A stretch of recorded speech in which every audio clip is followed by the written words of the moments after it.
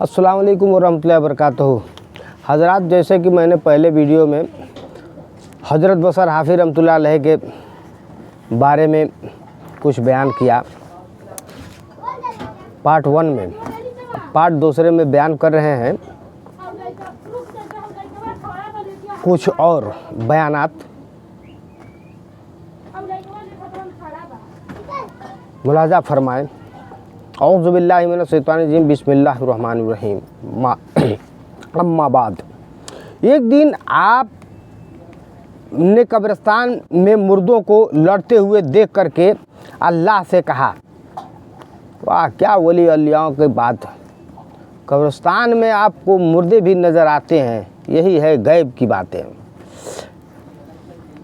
एक दिन आपने कब्रिस्तान में मुर्दों को लड़ते हुए देख करके अल्लाह से कहा कि यह रहस्य मुझे भी मालूम हो जाए। और जब मैंने उन मुर्दों से पूछा तो उन्होंने कहा कि एक हफ्ता पहले किसी व्यक्ति ने सूरह इखलास पारा 30 पढ़ करके उसका सवाब हमें बख्श दिया था, और आज पूरे एक सप्ताह यानी एक हफ्ता से हम उसको बांटने में व्यस्त हैं, लेकिन अभी तक वह ख़त्म नहीं हुआ। इसीलिए तो इरशाद ग़रामी है और सरकार दो आलम सल्लल्लाहु अलैहि वसल्लम के कि अपने मुर्दे के ऊपर आप जो है फातिहा करा करें, आप जो है सूरह का नजराना पेश किया करें, आप सदका दिया करें, आप खैरात दिया करें, आप तस्करा किया करें, आप नियत वादा करें और नियत के ऊपर अमल करें। जितना आप अपने बुजुर्ग दीन के खात्मा रिसालत पर सदका और खैरात करेंगे, उससे ज़्यादा कहीं आपको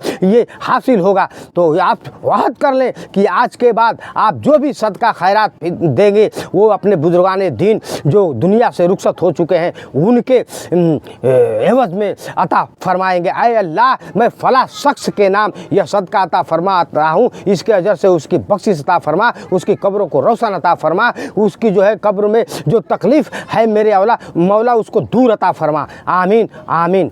मुलाजा फरमाए। एक दिन आप फरमाया करते थे कि मैं एक बार सपने में हुजूर अकरम सल्लल्लाहु अलैहि वसल्लम के का दर्शन यानी दीदार किया, यानी मुशर्रफ हुआ से संबोधित हुआ। तो हुजूर सल्लल्लाहु अलैहि वसल्लम ने पूछा कि अय बसर, क्या तुझे पता है कि तेरे दौर के बुजुर्गों से तेरा दर्जा क्यों ऊंचा किया गया है? मैंने कहा कि मुझे तो पता नहीं। फरमाया कि तूने सुन्नत पर अमल करके बुजुर्गों का सामना किया और मुसलमानों को सच्ची रास्ता यानी सत्य मार्ग दिखाया, और मेरे सहाबा और अहले बैत को तूने सदैव प्रिय रखा। इसीलिए अल्लाह ताला ने तुझे यह ऊंचा दर्जा प्रदान किया है। कि फिर दोबारा अब हुजूर सल्लल्लाहु अलैहि वसल्लम के दर्शन यानी से ख्वाब से मुतरबा हुए तो कहा कि मुझे कोई नसीहत कीजिए। हुजूर सल्लल्लाहु अलैहि वसल्लम ने फरमाया कि धनवान साहब की प्रति के लिए जो गरीब की मदद करते हैं वह तो पसंदीदा है, लेकिन इससे ज़्यादा अच्छी बात यह है कि गरीब कभी धनवानों के आगे हाथ न फैलाए, बल्कि खुदा पर महत्वपूर्ण विश्वास रखे और भरोसा रखे।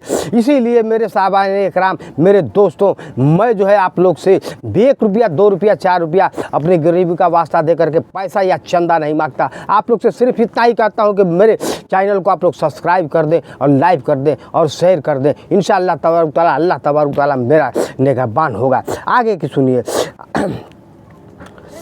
फरमाया करते हैं कि पानी जब तक बहता रहता है साफ रहता है, और जब रुक जाता है गदला और कीचड़ जैसा हो जाता है, यानी कचरा और कीचड़ जैसा हो जाता है। फरमाया कि जो दुनिया की इज्जत चाहता है उसे 3 चीज़ों से कट जाना चाहिए, यानी बच जाना चाहिए। कौन? पहला, लोगों से कोई हाजत नहीं करना चाहिए। दूसरा, में दोष नहीं निकालना चाहिए। तीसरा, किसी के मेहमान के साथ जाना।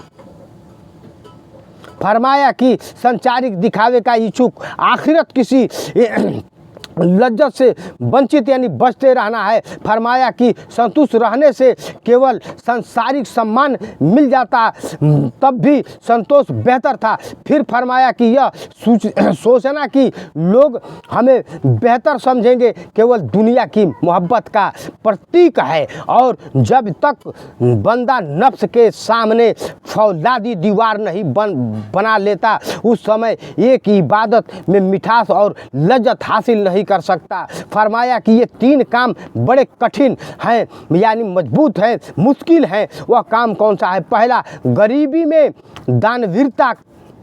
दूसरा, भय में सच्चाई। एकांत में तकवा। फरमाया कि तकवा नाम है संदेश से पाक होना और दिल की हर समय देखभाल करते रहने का। फरमाया कि अल्लाह ने बंदे को सब्र और मार्फत से अधिक महान वस्तु और कोई नहीं प्रदान की। और मार्फत वाले ही खुद के विशेष बंदे हैं। और जो बंदा अल्लाह के साथ दिल को इच्छा रखता है उसे सूफी कहते हैं। और मार्फत वाले वे हैं कि जिनको अल्लाह के सिवा कोई न जानता हो, न सम्मान करता हो। और जो व्यक्ति आज़ादी की मिठास के साथ रहना चाहे उसे अपने विचारों को पवित्र रखना चाहिए यानी पाक रखना चाहिए। और जो सच्चे दिल के साथ इबादत करता है वह लोगों से डरा हुआ रहता है। फरमाया कि न तो मुझे कभी दुनिया वालों में बैठना पसंद हुआ और न कभी उन्हें मेरी संगत अच्छी लगी। किसी ने कहा कि मैं अल्लाह पर भरोसा करने वाला हूँ। फरमाया कि यदि तू ऐसा है तो